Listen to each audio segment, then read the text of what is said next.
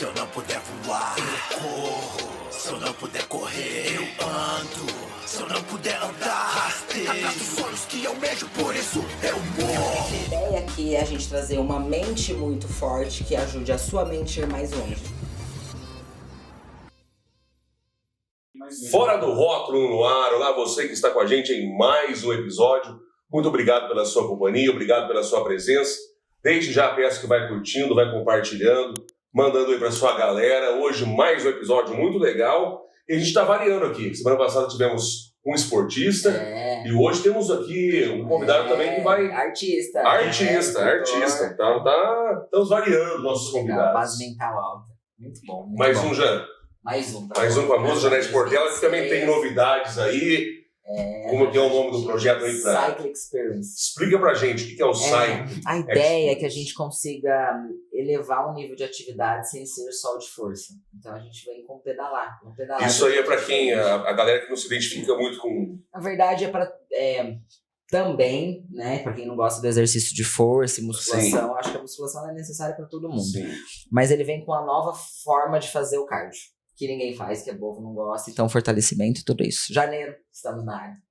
A galera começa com o cardio, depois começa a fazer treinar, vamos viver para isso.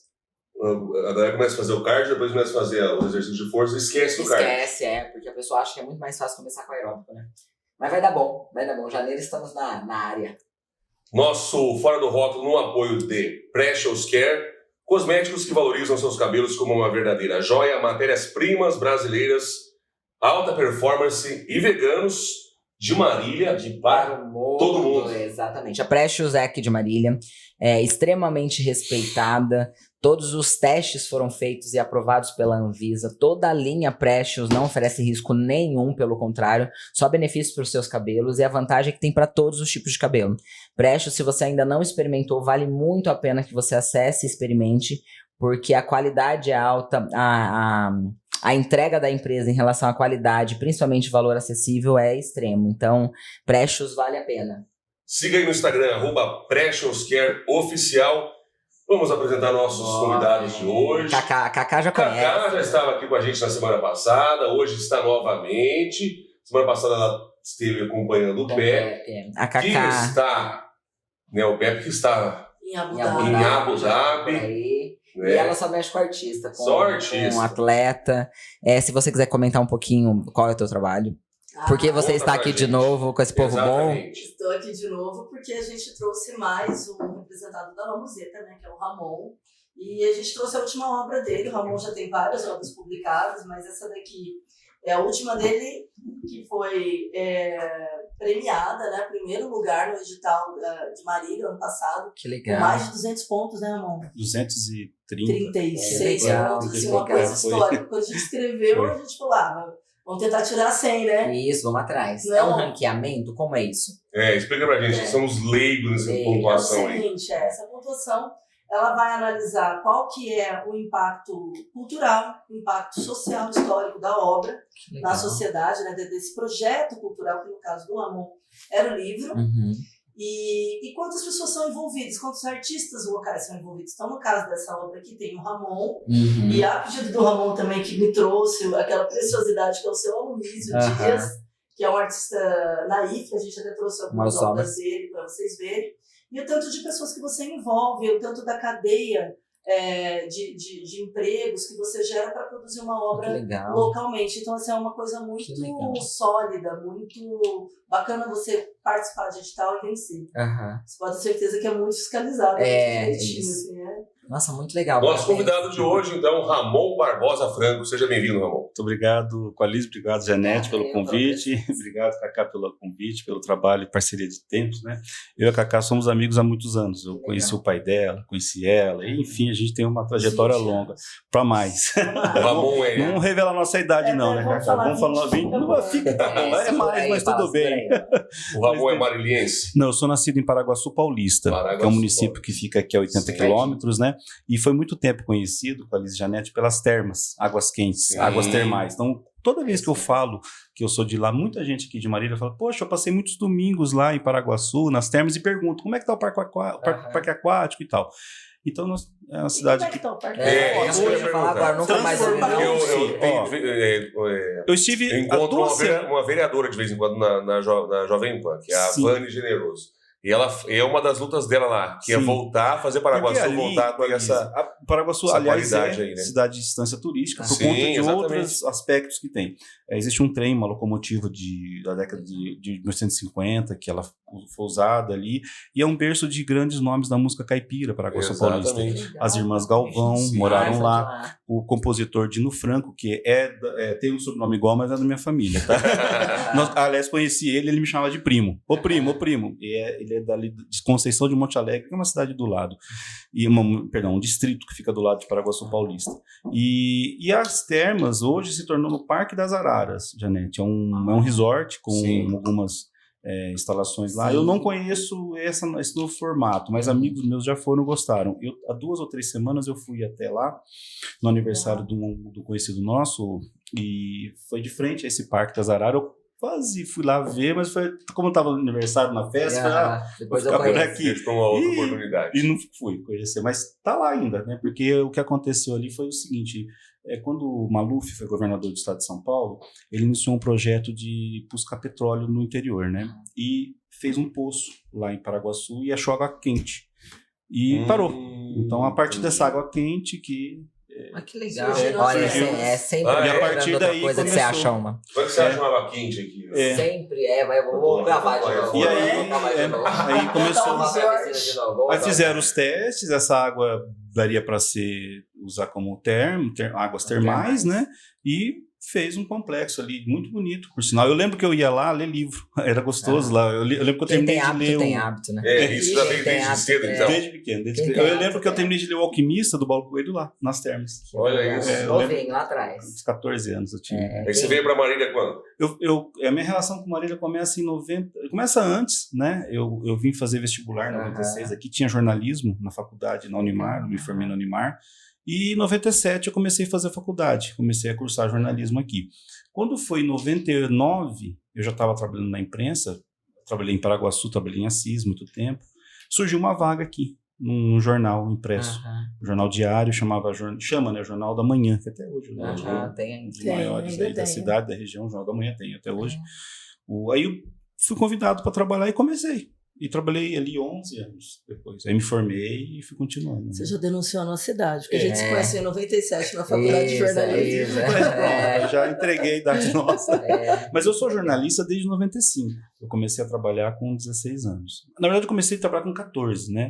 É muito parecido com esse personagem meu aqui do Candinho. Ele começou a trabalhar muito cedo, então eu imprimi nele um pouco dessa minha vivência. Escrever sempre foi o sonho? Sempre. Eu comecei desde onde traz? Desde pequeno, Janete. Eu tinha bom de escrever desde muito Olha, cedo. quando eu era criança, assim, eu lembro que eu assisti um filme, eu fui no cinema ver um filme que chama, um filme passou no cinema, quando lançou no cinema, Indiana Jones e o Tempo da Perdição. Vocês imaginam o ano que foi? E quando eu entrei, e aquela música, e como eu vi aquela história, aquele personagem, a jornada do herói, aquela trama, eu saí, a cabeça minha virou.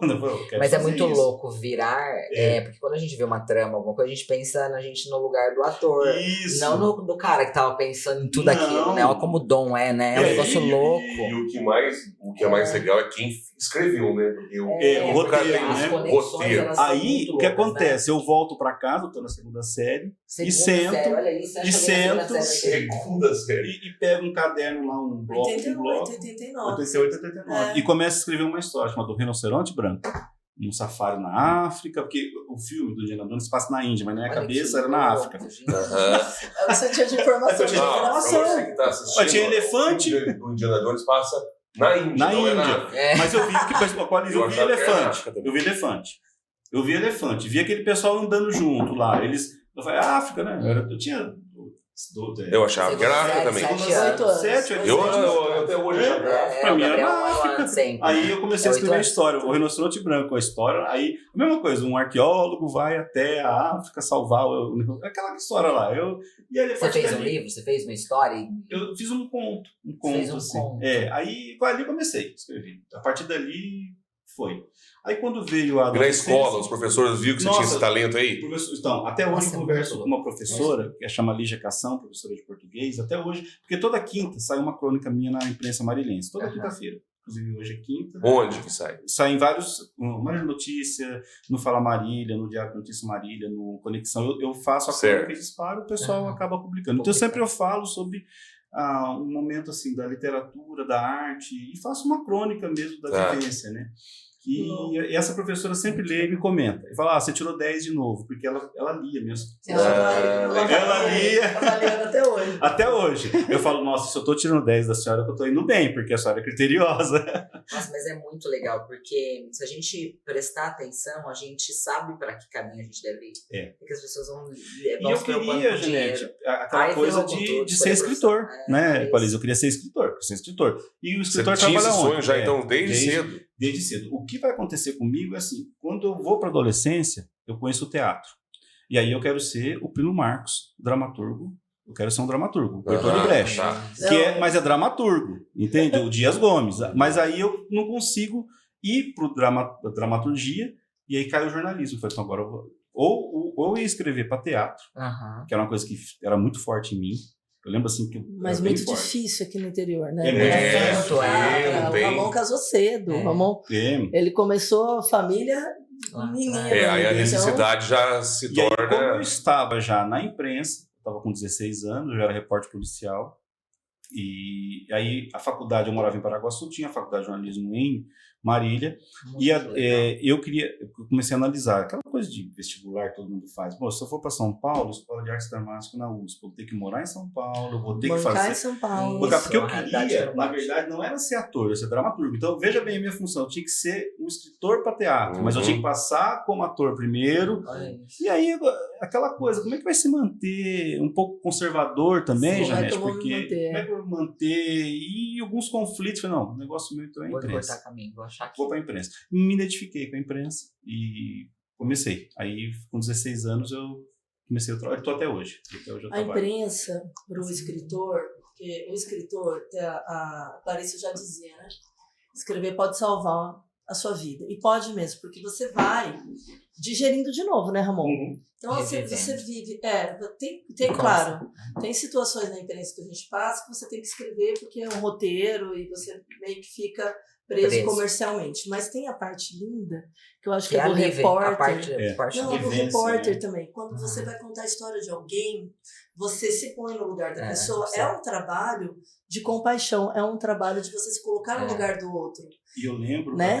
Você pegando nesse gancho seu, o que mexia comigo na imprensa? Eu fui repórter de polícia, com a Liz, eu trabalho na imprensa, sabe o que eu vou falar. Eu chegava nos plantões, eu chegava a ver pessoas presas, plantão policial, presa pela tornozelo. Me lembrava a Senzala.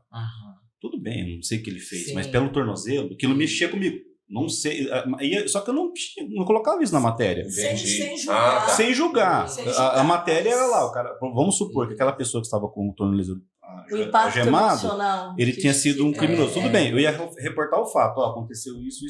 Mas aquela imagem de um homem ou de uma mulher preso pelo pé me lembrava a Senzala, me lembrava Chico Rei, me lembrava a história dos escravos. Eu falei, meu Deus do céu, tô vendo isso aqui agora. Porque alguém que vai contar tem que vivenciar, porque senão você não consegue fazer outro que não viu entender o que aconteceu. Só que isso eu deixava de lado. Aí onde eu aproveitava isso? Aonde eu aproveitava isso? Na literatura. Então, por exemplo, quando eu vou escrever... Onde você vomitava isso, na verdade. Na literatura. Porque escrever é sentimento, né? Quando você está trabalhando, você monta um cenário. Agora aqui você... Isso, aí quando eu dava vazão para essas interpretações minhas, aí sim como autor, aí como voz própria, e aí eu colocava. Então, por exemplo, quando eu escrevi A Próxima Colombina, que é um romance policial, e não cito Marília, mas é como se fosse Marília a história. Descreve, sem citar, porque e algumas coisas. Ruas. Isso, E é um livro que está em segunda edição, Janete. É engraçado que é um escritor do interior. Sucesso. É muito legal. Está em segunda edição. E é difícil para um escritor brasileiro chegar em segunda edição. Já é difícil para um escritor convencional que vive. É porque é difícil de um escritor, né? É porque a nossa cultura não valoriza. Não valoriza. A leitura é muito deixada assim. Mas a Próxima Colombina, ela me remete a essas obras, esse It, essas obras que as crianças hoje o Stephen King de ler, né? E eles amam a Próxima Colombina, porque o Ramon, ele é muito envolvente, vocês vão ver aqui nessa obra. O Ramon, ele sofre, tá? O Ramon sofre. O escritor, para escrever bem, tem que sofrer. Ele sofre, é por isso que eu tava falando dessa coisa da empatia do repórter. Então ele ficou no ofício dele como repórter, tentando fazer a coisa técnica ali e se segurando. E aí ele escreve, ele flui, ele talvez faça um ato até terapêutico, né, Ramon? Muito. De digestão dessa realidade dura, porque a arte vem quando a realidade não te basta, você precisa daquilo para digerir. De alguma forma. E o Ramon, eu gosto quando... Ai, que maldade, vou falar. Quando o Ramon sofre as crises dele, saem obras maravilhosas. Aí ele me liga e fala, Cacá, o que aconteceu? Eu falo, nossa, que vai ótimo. escrever. Que ótimo, vai escrever. Ramon, vai escrever. Aí ele escreve. Ele tá com várias obras assim, né, Ramon, pra gente publicar. Estamos com várias. Mas é fantástico, né? Essa aqui a gente segurou, teve que segurar por causa do momento político, foi ela ficou pronta. Uma série de questões, eu achei nesse papel da Cacá, e aí já como agente literária, pensando no momento do livro, esse livro estava... Na verdade, Janete, esse livro está na minha cabeça desde 2004, 2005. É assim, tá ali. É mesmo? Tá ali. Até um pouquinho antes, mas é a hora que a fagulha tá ali.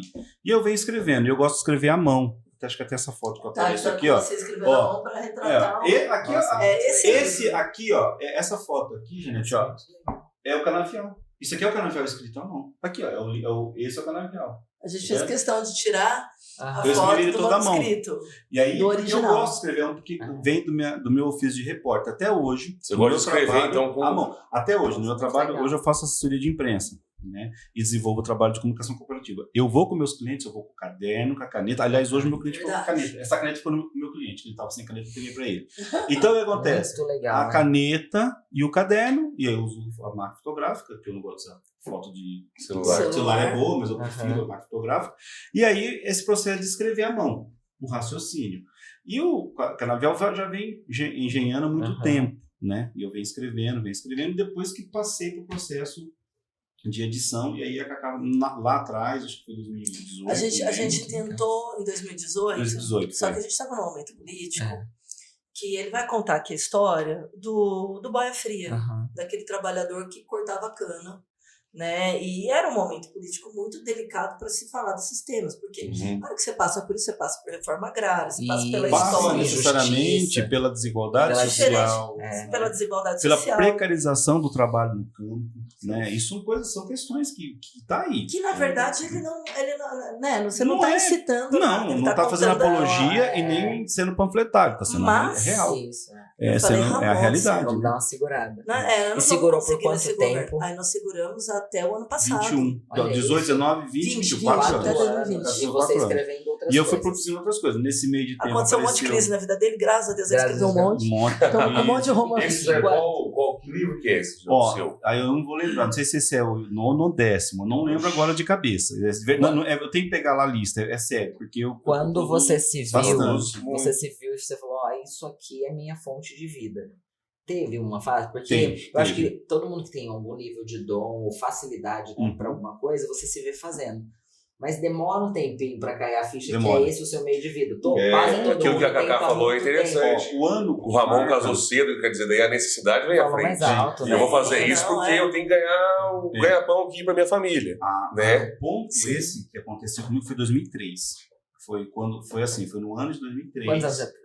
Eu tava com 24 ou 23 anos. Você falou, vou viver disso aqui. Foi quando eu já estava formado. Aí que acontece comigo? Eu me dedico de 96 até 2000, foi quando eu me dediquei à formação. À faculdade. E quem fez jornalismo, e é uma faculdade muito boa, eu recomendo, porque abre muito leque de opções, de várias... Você tem atuação no mercado, você tem várias... frente à comunicação social, eu venho do jornalismo. E aí, e olha, eu faço outra coisa. Sim, a comunicação social é muito abrangente.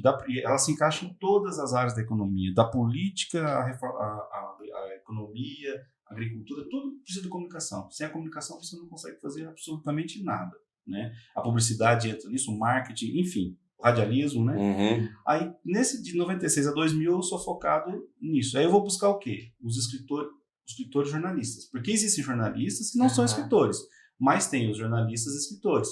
Então, quem começa a ser minha fonte de inspiração? Fernando Moraes, que escreveu Olga, escreveu o Cid Chateaubriand, enfim, biografia de grandes personalidades brasileiras. O José Louzeiro, que escreveu um livro que virou filme, que vocês vão lembrar, que é o Pichote, do Mais Fraco, do Hector Babel.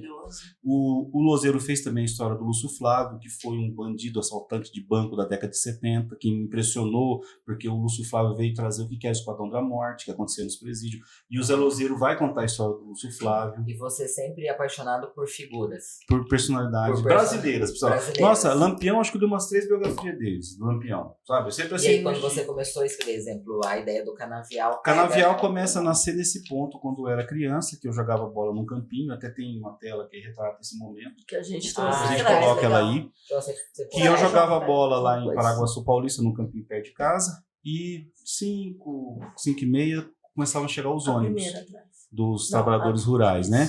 E descia aquele povo. Então descia gente de idade, descia gente nova, pessoa um pouquinho mais velha que eu. Você observando aqui. E eu observando. E eles tinham um comportamento que era muito assim, eles desciam, arrancavam uma coisa, guardavam aqui, abriam o galão, ia jogando a água, caminhando assim, e era rua de terra, ficava aquele pessoal jogando aquela água do dia, acho que quem ia trocar, né? Aí ficava aquela imagem, eu via eles. E muitos dos meninos, das meninas que brincavam com a gente ali, Janete, eram filhos deles. Eu lembro que o primeiro beijo que eu dei foi numa filha de uma cortadora de cana. E assim, o primeiro beijo meu foi. Qual que é o nome da moça? Eu não lembro. Não faz pergunta difícil, cara. Mas é muito legal isso do retratar, né? Meu pai, ele é pernambucano e durante um bom tempo, na época de infância, ele foi.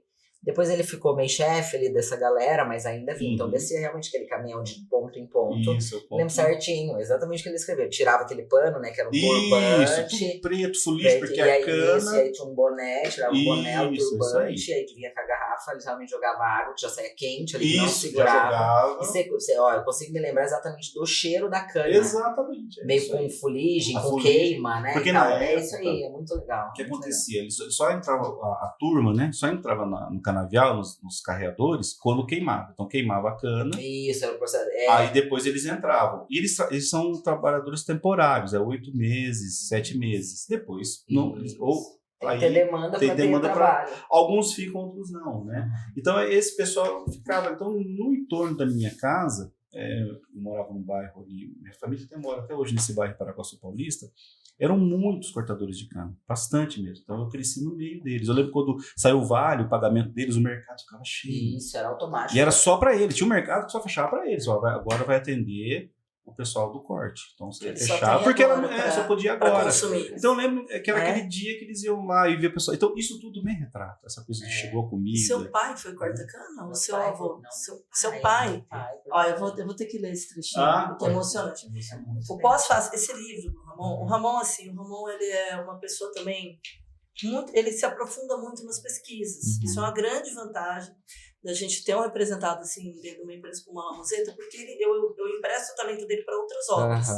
Ramon, pesquisa ali, contextualiza aqui para mim, você está interessado? Muitas vezes ele está... É porque ele usa o talento dele para contar uma história, um cenário. E a expertise dele de pesquisa, ele é um HD vivo. Nossa, muito legal. Deixa eu ligar pro Ramon. Tem que escrever sobre a mulher de 40, dessa fase agora. Tinha que pegar essa mulherada aí pra escrever. A Balzaquiana. Bom, não é mais Balzaquiana. Isso, tem que pegar essa galera agora que mudou tudo. E aqui, quando ele escreveu essa obra, ela é linda. Eu tive que reduzir o tamanho dela, eu tive que espremer o Ramon para ele... conseguir condensar pra gente. Porque é caro o papel. O papel é caro. Entendi. Então você tinha que fazer caber em menos páginas. Caber em menos páginas. Mas isso é um exercício que um cara talentoso faz tranquilamente, como o Ramon, porque fica mais emocionante ainda o texto. Isso, você mais tem que rápido. Falar, um texto mais rápido. Você tem que emocionar mais com menos palavras. E o Ramon, o pós-fácil desse livro dele, quem escreveu foi o Zé Milton Ribeiro, que é o repórter do século. Ele explica melhor quem que é o Zé Milton. Depois eu vou ler o trechinho. O qual eles vão lembrar, é o repórter do Globo Rural, que perdeu a perna no Vietnã. Sim. Fazer a cobertura do Vietnã, voltou sem perna. Eu lembro que eu não sabia que ele tinha perdido a perna, e eu assistia o Globo Rural com meu pai, e meu pai falava, você sabia, filho, que esse senhor ele não tem a perna? Né? Daí eu comecei a observar quantos domingos assistindo. Então, eu acordava cedo no domingo para ver ele. A voz dele é marcante. Bom, e assim, eu comecei a me identificar muito com o Zé Milton. Realmente, o Zé Milton é aquele embaixador da nossa cultura, da cultura caipira, porque ele também, assim como muitos de nós, ele é um amante da música caipira. Mora numa fazenda em Uberaba. Ele mora em Minas agora, se aposentou. Poxa, que legal, e foi muito legal essa... E aí eu sempre queria, pro Canavial, eu falo, quem vai fazer pra mim? O Zé Hamilton tem que estar nesse livro. O Zé Hamilton está nesse livro. Mas daí, como é que chega nesse cara? Aí eu conheço o biógrafo dele, que é um amigo meu de Araçatuba, fez um trabalho muito, muito bom com ele. Aí eu liguei para esse meu amigo e falei, eu preciso falar com o Zé. Pode falar com a Ana, que é a governanta dele. A cuidadora. A cuidadora dele. E eu expliquei, não, ele vai querer fazer assim. Aí eu liguei para ela, falei com a Ana, falei com a filha dele, que é a Ana também, tem uma filha, e mandei os originais para ele. E o Zé, prontamente, não só... Aliás, tem uma história linda desses originais, que eu já mandei moldurar, viu? Aí... Ele devolve os originais com a letrinha dele. Ele revisou o texto. Ele revisou inteiro. E preparou o texto. Fez uma revisão. E ainda com a letrinha dele, as observações. Aqui eu acho isso, ali eu acho aquilo. Nossa, é fantástico. Criticou ele o nome fez da isso obra. pura e simplesmente. Se ele contasse, criticou o nome da obra. Criticou o nome da obra. Falou, é muito grande, tem que colocar outro nome. E já era esse nome? Não, a gente manteve. O nome da obra manteve.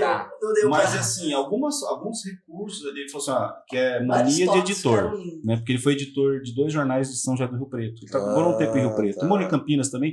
Ele é, assim, é uma referência para mim, justamente porque ele também vem da imprensa interiorana. Então, depois que ele vai... Antes dele ir para o Globo Rural, ele tinha 25 anos de jornalismo impresso, que é a minha formação. Então, ele foi de revista, da revista Realidade. Ele perdeu a perna justamente fazendo uma cobertura no Vietnã para a revista Realidade. E aí ele conta como é que aconteceu isso no livro chamado O Cheiro da Guerra, um livro muito bom. Ele conta como é que aconteceu tudo isso. E assim, a gente na faculdade tinha ele como referência. Né? O Zé Hamilton Ribeiro, Zé Hamilton Ribeiro. Até por conta dessa história dele perder a perna no físico. Como é perigoso o trabalho do repórter. Né? E ser o repórter, né? Ele tem 7 prêmios ESSO de jornalismo. Então, assim, ele fez a matéria do primeiro transplante de coração do Brasil. Olha isso. E assim, ele pode fazer matéria dessa tampinha aqui, ou da morte de um grande líder mundial que vai sair da mesma qualidade. Olha isso. A história da tampinha da garrafa plástica ou a trajetória do maior líder do mundo vai ser igual. A matéria vai ser igual. Isso, sim. Porque ele dá o mesmo valor. E o Zé Hamilton, ele fez um depoimento sobre a obra. A gente queria visitá-lo, não deu tempo. Mas a gente mandou o pessoal da produção para gravá-lo. Ele faz um depoimento muito bonito sobre a obra. Muito legal. E o Zé, ele sintetizou. Tem isso em vídeo lá no seu perfil? No YouTube da Luzeta tem. Eu vou mostrar para vocês o link. Quando a gente postar o podcast, a gente publica para a galera conferir. E o Zé Hamilton, ele sintetizou. Eu queria mostrar 2 trechinhos dessa obra. Vontade. Para vocês entenderem como que o Ramon é empático com os personagens, como ele entra. Eu quero saber disso. Aqui tem a opinião do Zé, mas tem a abertura do livro. Você consegue ler algum trecho ou você... Não consigo. Você vai chorar, não, ontem eu li bastante. Você tá preparado? Tô preparado. Você se emociona, Ramon, de ler sua obra aqui? Porque parece que foi eu que escrevi. É emocionante. Eu choro. Eu choro às vezes.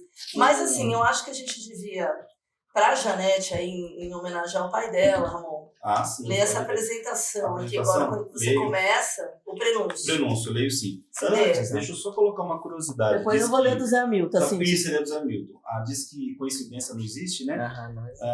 O estúdio fica na Rua da Liberdade, né? Quem fez a apresentação minha desse livro, que é o Nelson Liano Júnior, ele morou aqui na esquina, na Liberdade, a vida inteira. Olha isso. Ele morou aqui. Hoje o Nelson Liano foi embora. O Nelson Liano é um jornalista de Marília. Ele foi embora para o Rio, trabalhou com o Carlos Doutor Conífico, amigo do Paulo Coelho, editou pelo O Alquimista, foi editado por ele. É amigo do Paulo até hoje. Caraca. E hoje o Nelson trabalha com o governador de Acre. É assessor de imprensa do governador do Acre. E ficou meu amigo. A gente conheceu por vários motivos. Ele morava aqui na esquina. Peraí, antes de você ler o prenúncio. Tá, e ele fez a apresentação do apresentação, minha apresentação do livro. E o Zé fez a... O pós-fácil. Nossa, muito legal. Ó, eu vou ler um pedacinho do pós-fácil do Zé Hamilton, porque é onde a gente provoca o leitor. Isso. E depois você lê o prenúncio. Então tá. E com tudo isso, o corta-cana passa pela rua e ninguém se dá conta de que está indo ali um valente. O dia de trabalho de um corta-cana, como nos informa o livro precioso de Ramon Barbosa Franco, é de cortar o coração. A hora que acorda, como prepara a boia fria, salvo quando a esquenta no canavial num fogo feito de gravetos secos que encontra no mato, quando não chove. A condução que o leva, o tronco-banco para sentar para sentar um pouco no meio dia de sol quente, o eito ali esperá-lo, num canavial que não tem fim. E alguém de olho, marcando, vigiando, ameaçando de não chamá-lo para o trabalho no dia seguinte. Zé Milton Ribeiro. Não, espetáculo. Você imagina quando eu recebi isso, como eu chorei. Eu fiquei... Muito louco. Olha essa parte aqui, alguém de olho, marcando, vigiando, ameaçando de não chamá-lo para o trabalho. Isso. E No livro tem não tudo recebiam isso. todos os eitos. O eito é o caminho que eles têm que correr. Muitas vezes eles falam assim, vou cortar 7 eitos, vão receber 5, que é o caso aqui na obra. Que é o caso da obra, que é o ponto da obra, né? É o cálculo que eles É o ponto de conflito dessa obra. O ponto de conflito é justamente isso, que foi inspirado, esse ponto de conflito, num fato que aconteceu em Guaíra, região de Ribeirão Preto, onde houve a revolta dos Barras Frias. Que eles derrubavam o eito deles. Não vamos aceitar 7. 5, vamos aceitar 7. O que eu cortou. E aí, por isso que a gente entra em algumas questões, que são questões naturais, mas que você precisa dialogar.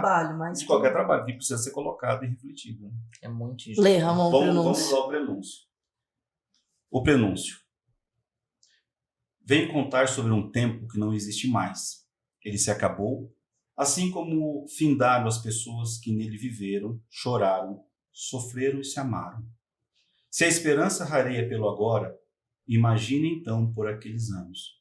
Esperança não se tinha com goiabada, com queijo, muito menos com um copo de pinga, ou numa moda sertaneja entoada aos domingos de manhã no auditório da rádio da cidade. Esta é uma história nem um pouco animada, é desértica, feito os campos após o corte intenso de seguidas turmas de boias frias, picotando cana, como que se cada caule desta planta que nos dá açúcar, álcool e empregos fosse os segundos finais de nosso período aqui na Terra. Terra de ingratidão, de secura e frieza. Esta é a história de João Cândido da Silva, de seu pai Antônio Cândido, o Toninho Pureza, da moça toda tatuada, que todos só chamavam de bruxa, dos seus 2 irmãos gêmeos, Cosme e Damião, saltimbancos tristes, do padre errante São Francisco do Mato, do gato Jucá Gasolina, das centenas de famílias que dependiam do corte manual, que segurava podões e levavam mais que água naquelas garrafas térmicas vermelhas, que sonhavam comprar um videocassete, a moto e pagar a casa própria. Esta é a história do meu povo, feita de gente forte e honesta. Muito legal. Não é? E não é? Muito legal. Sensacional. Essa é uma obra que a gente tinha, o Ramon chamou, falou que vamos pôr o seu Aloysio para fazer uma capa de arte naif. E a gente organizando a obra, eu fui atrás do seu Aloysio, eu peguei a representação dele, arte naif é essa arte aqui que vocês estão vendo. Ela é brasileira, né? Ela é uma arte muito difundida no Brasil, onde eles retratam o cotidiano no entorno deles. Aqui é o campinho que o Ramon jogava bola. Essa é exatamente isso, essa é a ideia. Do livro nasceu assim. Então, a gente, como que é o processo? A gente entregou para o seu Aloysio legal, hein? O texto, ele leu, e eu cheguei lá, eu achei que ele ia ter uma tela para cá. Ele tinha, assim, 8 telas. Eu falei assim, Aloysio, o senhor fez 8 telas, a gente tem 12 capítulos, então, assim, o senhor vai fazer mais 4. E a gente vai pôr isso de frente. Não, e a gente vai fazer mais 4 e mais uma menorzinha para capa. Porque a capa, a gente desconstruiu a obra dele com elementos e com... Ficou legal demais essa capa aqui, né? Ficou muito bacana. Ficou linda demais. A gente não tem ideia do tanto de entrega que é pegar isso e ler, né? A gente não tem ideia, assim, nessa era de AI, parece tudo muito fácil, né? Quando, na verdade, entregar sentimento não tem máquina que te dê. Não tem. O seu Aloysio ele é um artista naif desde quantos anos? Ele tá com 85? Ele é um ano mais velho do meu pai. Um ano mais novo, 74. 75, é por isso que eu confundi. 74 ou 75, eu não lembro agora. Mas ele é premiado mundialmente. De exposição no Japão, nos Estados Unidos. Na Alemanha. É um cara que ele é premiado que sempre. É arte naif, que é arte brasileira. E artista aqui de Marília. Como o Ramon, né? Ele nasce no interior de São Paulo, mas tem a história toda aqui em Marília há mais de 30 anos, 40 anos, do seu Aloysio. Então, a obra caminha hoje, nos lançamentos, a gente caminha com a obra, com toda essa profundidade histórica e humana, né? Porque ela humaniza o porta-cana, ela mostra por trás. A gente também caminha com a exposição de arte do seu Aloysio, tem mais algumas obras, eu trouxe umas 2 ali para vocês. Eu quero. Só terem umas referências. É legal conhecer. E também com um show. Porque na época que eu fui lendo o livro, falei, Ramon, tem muita música, né? Ele, olha, essa música combina com o capítulo tal. Aí eu separei. Muita musicalidade, não. E ele mandando emocionado. Aí eu peguei aquilo no dia seguinte e falei, Ramon, separei o repertório de 6 músicas, já que são 12 capítulos. E no lançamento a gente vai fazer um show. Conta um pouquinho aqui do menino. Tá. Aqui, você é da região também, né? Você é de Herculândia, não? Quintana? Sul do Paraná. Paraná. Interior do Paraná. Então você conhece Maracaí. Então, olha aqui, só, menino da tábua, né? Pronto. Mas eu nunca fui lá, mas o meu pai me falava muito disso. É aqui. Da história do menino da tábua. Essa aqui é uma E eu sempre, quando alguém fala de Maracaí, eu lembro disso. Maracaí. Você falou Maracaí, eu já me lembrei. Que fica do lado. Maracaí, Paraguaçu, acho que são 30, 20 quilômetros, não me lembro bem de cabeça, 25. Tenho muita vontade de ir lá, porque meu pai me falava muito disso. E assim, aí volta na minha história, eu, como criança, minha família muito devota ao Menino da Tábua. Eu cresci indo lá em agosto, no final de agosto, que é quando é celebrado a referência ao Menino da Tábua. Tem alguma festa, alguma coisa lá? Existem 2 grandes festas que acontecem lá em Maracaí. Uma sempre é 31 de agosto ou no último domingo de agosto, que aí é homenagem a ele. Trazendo... Então tem caravanas, romeiros do Brasil inteiro. É isso aí. Fica um negócio assim, você não consegue andar. Movimenta a economia não toda. Não consegue andar. Se você vê... A cidade vive em torno... Hoje não, mas já no passado sim. Ela né? teve uma grande notoriedade. O Menino da Tábua colocou Maracaí no mapa do circuito religioso brasileiro. Legal. Né? Como tem Aparecida, como tem São Bom Jesus da Lapa, Juazeiro do Norte do Padre Cícero, enfim. É uma referência, né? Os Santos Populares. Né? E depois tem um evento que acontece, que é um evento maravilhoso, eu fui também já, estive lá por 2 vezes, que é o Encontro de Bandeiras de Folia de Reis. Que vem bandeiras também do Brasil inteiro, é uma coisa formidável, porque a Folia de Reis é uma expressão cultura popular caipira, que é o Santos Reis, né? Que é celebrado... Na Bahia são quase 6 dias. Não, Bahia, no Nordeste, as festas que eles fazem lá... As casas, as ruas param, todo mundo vai pra fora, as pessoas comem em cada parada. Exatamente. É um carnaval, no sentido assim, de intensidade. Agora, eu acho que começa agora, em novembro, as bandeiras, as rebaixadas de folias, vão nas casas pedindo doações. Isso. E cantando, né? E aí tem toda uma mística que envolve. Que são as pessoas que doam são abençoadas, quando recebem a visita é uma dádiva, não é um exatamente. Então existe... O que é a Folia de Reis? A Folia de Reis é uma metáfora. É a caravana dos Reis Magos que estão indo visitar o Menino Jesus. Porém, disfarçado como palhaços, estão os soldados de Herodes querendo matar o Menino Jesus. Então é uma briga do bem e o mal ali. E eles começam a parar para despistar, né? Isso, aí tem a situação. Então por isso que a figura de palhaço de reis dá medo nas crianças. Porque ele tá ali para matar o Menino Jesus. Né?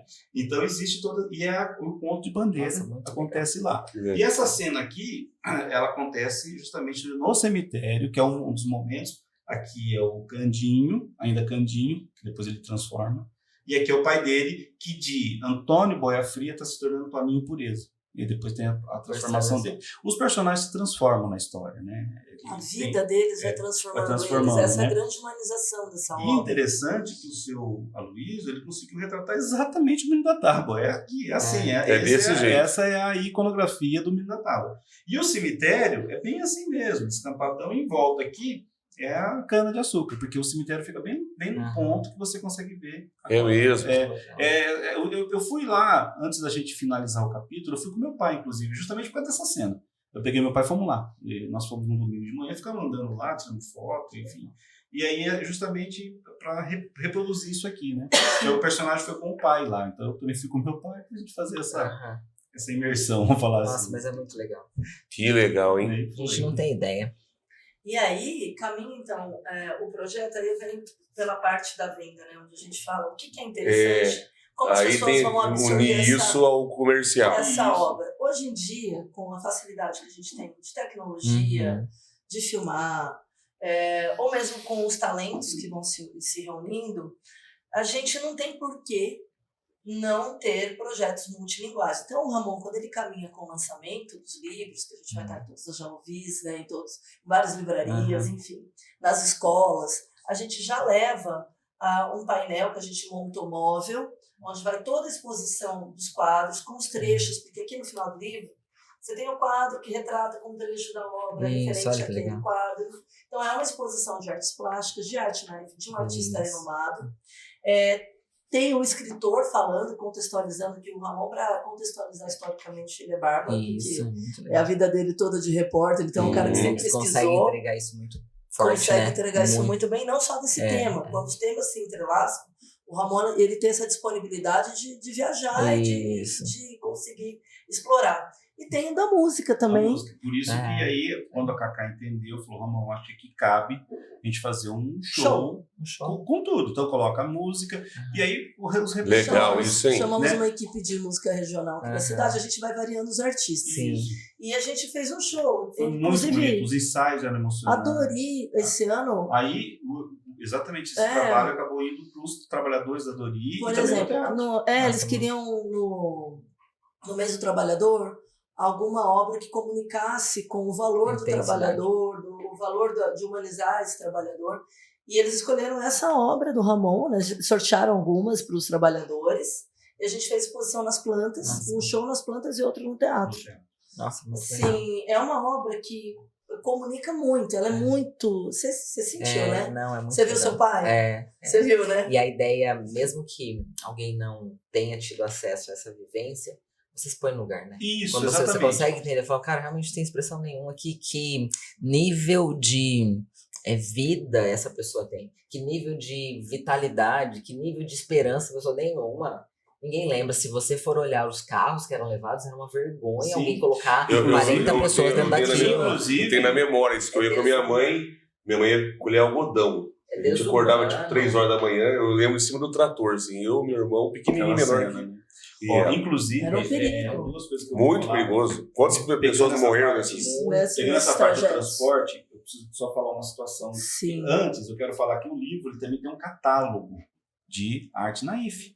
Então, o que nós fizemos? Ele tem o romance e no final o catálogo. Como se você vai numa exposição que você recebe o catálogo. Bom, aquela obra primeira chama Trecho Ainda Virgem, e um descritivo dela. Essa que nós vimos aqui, que eu descontextualizei em Maracaí, ela chama A Pureza do Menino Santo. Olha isso. E ela tem o trecho que acontece. Então, a pureza isso para estudo de educação artística. Tá pronto. Não, um artista daqui, né? Aquela que motivou toda a história chama Sonho, Cano e Suor.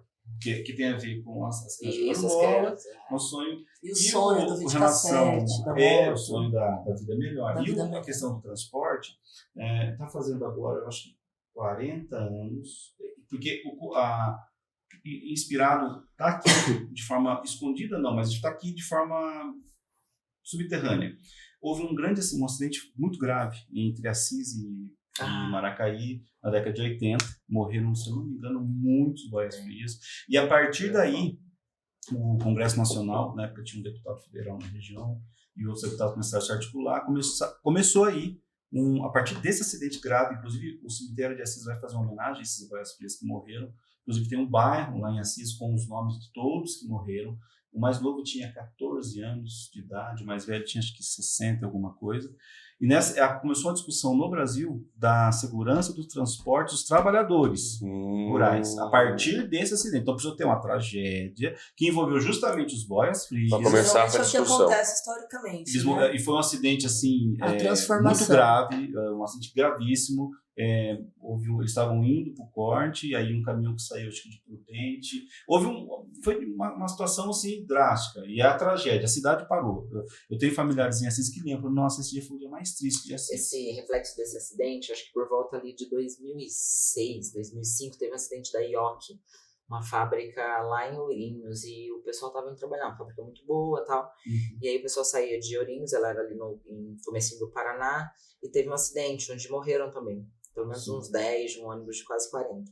E aí retomaram esse acidente lá atrás. E reveram, disseram, claro, onde ainda vai parar isso, até onde não deveria se criar meio de ter a pessoa na mesma cidade, até onde vale a pena esse transporte diário. Fomentou a discussão. E tivemos um recente aqui no estado de São Paulo também, foi É muito louco, é muito real. Ali próximo à Fartura, que teve que o pessoal lá do da fábrica de jeans.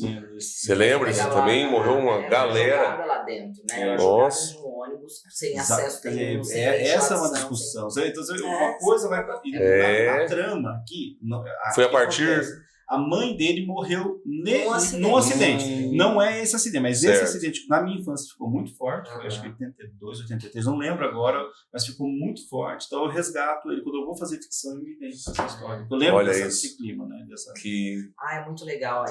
Nunca que nossos filhos tenham acesso ao nível. É isso aí.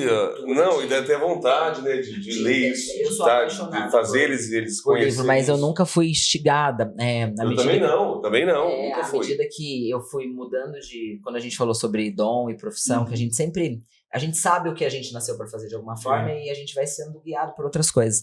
Quando eu fui mudar de área, de profissão, eu comecei a ler muito, porque aquilo virou prazer e não obrigação, porque a gente é doutrinado a fazer a obrigação. Mas justamente é obrigado a ler. A hora que você encontra um prazer. É o prazer. A leitura tem que complementar. E aí hoje eu leio um livro por final de semana. E sempre assuntos soltos também, para não ficar só muito pautado à saúde e tal. E aí eu parei de usar livros digitais, porque eu precisava instigar o Gabriel a ler também. E aí você me via no celular, não sabia o que eu estava lendo. Cada dia mais isso clareia a mente da gente num nível que as pessoas tinham que entender o negócio deles. Não faz sentido. Uma pessoa que nunca leu um livro, nunca pegou, não faz sentido, né? Lê, o filho vê lendo. Isso, e aí você provoca essa reação. Essa reação. A gente ouve um assunto desse, você fica imergido, assim, você fala que nível de entendimento, porque hoje é tudo tão rápido, acesso muito rápido, leitura muito rápido, que você não tem noção. O tempo que uma pessoa pegou, porque você pensa que é uma arte pronta, né? Aí você vai olhar e fala, cara, olha o tempo que a pessoa parou para fazer isso dessa forma. Você falou dessa obra agora, eu me lembro que na época da faculdade, eu fiz faculdade em Jacarezinho, morava no Paraná, e eu tinha um professor que era, inclusive, daqui de Marília. Você é pé vermelho. E tinha um professor que era aqui de Marília, inclusive, chamado Donizete. Ele dava ciências sociais, lá ele dava sociologia. E a tese dele, acho que era de mestrado, era sobre os corta-canas. Exatamente. E um dia eu conversando com ele me contou que daí ele foi junto com esses caras, ele entrou e viveu uns dias lá no meio com os caras, no meio do mato lá. Fez uma imersão para entender. Fez. E ele contou, Ramon, que tinha trabalhadores que se afundaram em droga para aguentar aquela rotina. Muito exaustivo. Pesquisa minha, muito alto. Uma parte da pesquisa, eu me deparei muito com a dependência do crack. Tem alguns no final. Foi o que ele falou, que era o crack. Porque é exaustão, né? O que acontecia com eles? A exaustão. Aí o crack dava para eles, davam aquela... E havia também, aí tem uma linha de pesquisa que eu desenvolvi, que havia os turmeiros, aí o gato, né? Que vendia para eles a droga também. Eles já aliciavam. Aliciava já, entendeu? Tá então, como é que amarrava a pessoa de um acabava jeito. com a fama. O cara vive com a vida, né? Exatamente. Amarrava ele. Então, assim, essas histórias tristes, mas verdadeiras, são coisas que acontecem. A gente tem que colocar, discutir e fazer um apontamento, né? Há alguma obra, um filme sobre isso? Você fala sobre o cortador de cana. Então, assim, quem fez um documentário uma vez, inclusive a narração quem fez foi o José Milton Ribeiro. Foi um professor, que inclusive foi meu professor na faculdade, o Romildo Santana, e ele fala de um cortador de cana especificamente que foi artista na IFE. Então ele pega um pouco dessa história que conta, é um documentário que mostra como que a arte influenciou na vida dele e tal, mas tem vários trabalhos muito de faculdade, a Unesp, principalmente a Unesp do centro, agora não vou lembrar se era Araraquara, Rio Claro, existem pesquisas nessa área, mas assim, especificamente uma obra literária, talvez é uma das poucas, acredito que seja. Que traz um filme, né? Vocês têm que... Com certeza, eu gostei da ideia. Já falamos sobre isso, né? Sim, claro. De organizar o documentário do Canavial. O documentário seria importantíssimo. E apresentamos também a obra já pro... Como é que chama aquele dramaturgo? Que chamei ele pro projeto do audiovisual aquela vez. Esqueci o nome dele. Escreve para Globo. Aqui de Marília. Gente, então a gente já está mostrando, porque ela é uma obra. Essa é a ideia também, né? De repente ela... seria fantástico. Ela vir desdobrada num audiovisual, num documentário. Num documentário ou também numa novela, né? Que a gente está mostrando como enredo, porque ela tem... Uma novela também. Olha, cada uma dia... série, né? Uma série muito também. legal. Há conteúdo para isso. Tem muito conteúdo para isso. Né? Cada dia mais eu entendo tanto que estimular esporte, cultura, meios da mente sair do cenário é meio de vida e de cura. Cada dia mais. E cada dia mais tira-se isso das pessoas. Sim. De maneira muito sutil, muito lenta. Tira-se, vai tirando. Uma coisa que é muito... da literatura, que você falou agora, eu lembrei, eu tive no ano passado em Israel, eu conheci o Museu do Holocausto, né? É muito triste lá. E a primeira coisa que, quando o regime totalitário do nazismo pegou os judeus, era queimar livro deles. Então tirava o livro deles. Primeira coisa, tirar livro. A primeira coisa que eles fizeram, a primeira perseguição que fizeram os judeus na época da Segunda Guerra foi tirar os livros deles. Os escritores judeus foram perseguidos, assim, a obra, você não vai ler isso aqui não. Na China, na União Soviética, dizer, todos os... Primeira coisa. Eles tiram. Aí começa assim, aí tem uma frase de um escritor, eu não lembro agora qual escritor que tá lá no Museu do Holocausto, fala assim, ó, uma sociedade começa queimando livros, termina queimando pessoas. Sim, e no final desse passeio, que é muito forte, você vai conhecer o forno de Auschwitz, onde eles eram queimados. E aí, a parte mais emocionante que me tocou, que eu fiquei assim, muito profundamente, foi ver os sapatos de quem entrou. Você começa com o livro que era queimado e termina vendo que as pessoas... Porque facilmente, até para quem tá em casa, e cada dia a gente tem menos hábito, porque o acesso, as facilidades tiram isso, né, da gente, a rapidez de informação. Então, as pessoas, elas não leem mais uma matéria, elas só leem a manchete, e aí isso já serve como base. E hoje, para mim, pelo menos, todas as vezes que eu percebo a minha mente muito cansada, ou num cenário onde dificuldades elas vão aparecendo que exige de mim, eu pego um bom autor. Eu gosto de principalmente ramo empresarial e tal, ou nível de frequência e tal. Eu consigo voltar para mim. Eu leio muita Bíblia, mas eu consigo voltar pra mim. E a gente não tem hábito disso, não dá pra entender como alguém vive. Você desacelera a mente. Total, você vive outro cenário. Vou dar uma dica pra quem gosta de ler a Bíblia igual você, que gosta de história, lê o JJ Bennett, Superação Cavalo de Troia. Eu já vi. É muito legal.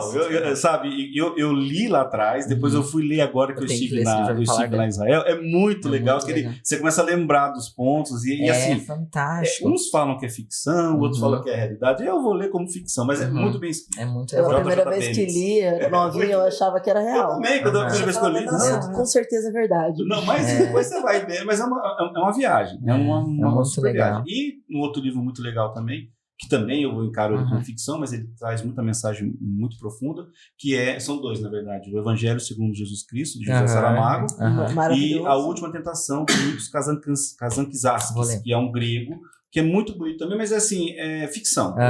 Não, é uma história em cima da história, né? Isso, é muito legal.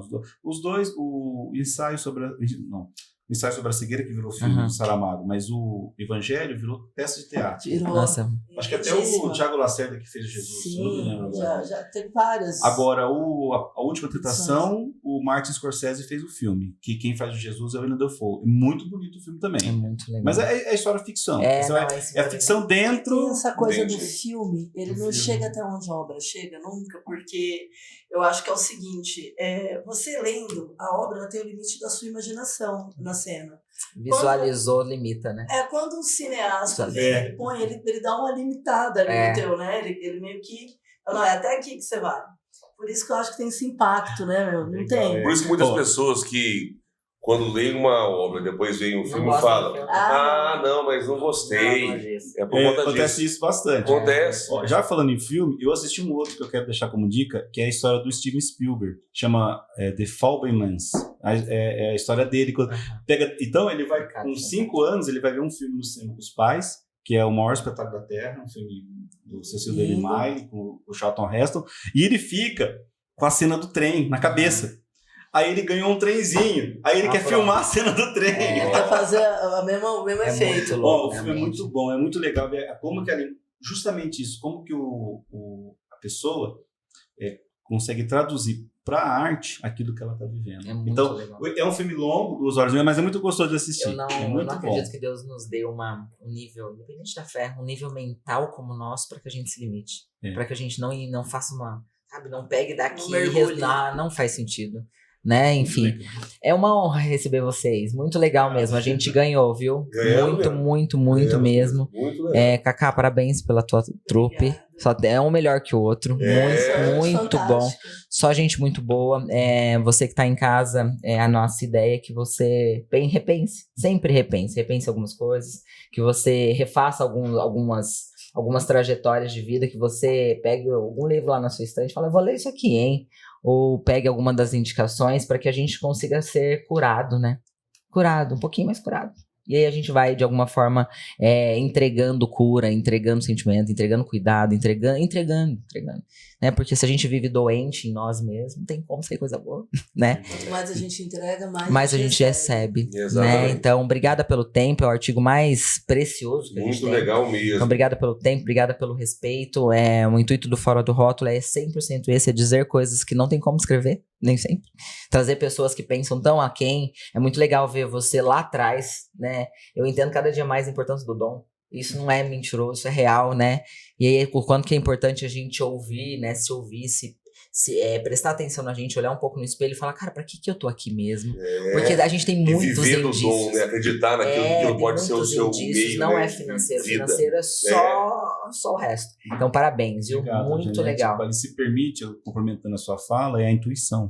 E Isso. eu trabalho num setor e uma pessoa muito importante desse setor, grande mesmo, que me orientou, falou, siga a sua intuição sempre. Olha você isso. sabe, a tua intuição fala para você. Você sabe pra onde ir, né? Então vá para sua intuição. Confia. Nunca confia, exatamente. Confia na sua intuição. Confia na sua intuição. Não deixa ela de lado, não. Que é ela que vai te ajudar. E de fato é isso. E vamos vivendo. Obrigada, viu? gente Obrigada, agradece. uma honra. Barbosa Franco. Canavial, hein, gente? Ó, espetáculo, hein? Acessem, hein, esse livro. Vá atrás disso que vale a pena. Obrigada pelo tempo. Pra quem tá em Obrigado, casa, gente. muito obrigado. Cacá, obrigada sempre. Estamos aqui. Imagina. Não, nada é por acaso. Obrigada, viu? Fiquem com Deus. Tchau, gente. Até a próxima.